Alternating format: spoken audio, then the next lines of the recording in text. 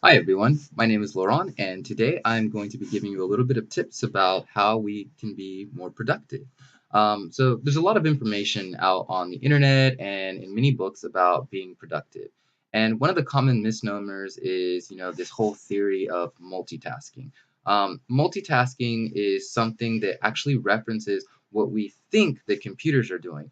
We think that computers are able to multitask because they seem to be processing multiple bits of information at one time.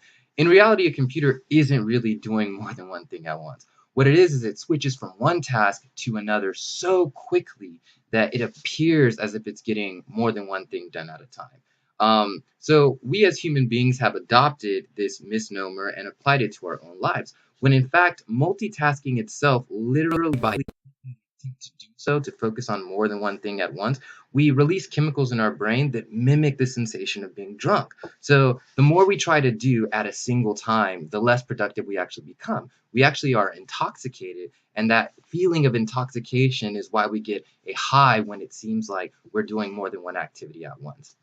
So one of the things about multitasking and increasing your productivity that could you could find helpful is the fact that our brain has a limited amount of willpower or cognitive load, and that takes place right here in the prefrontal cortex.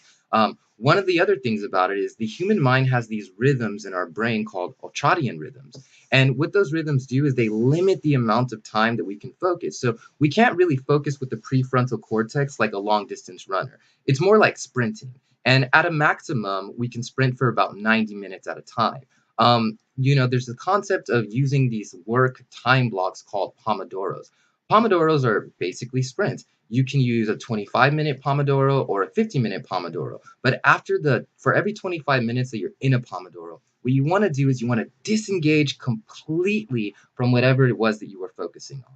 So if you do 25 minutes, you want to disengage for 5. If you do something for 50 minutes, you want to disengage for 10. If you do something for 90 minutes, you actually want to disengage completely for 20 minutes.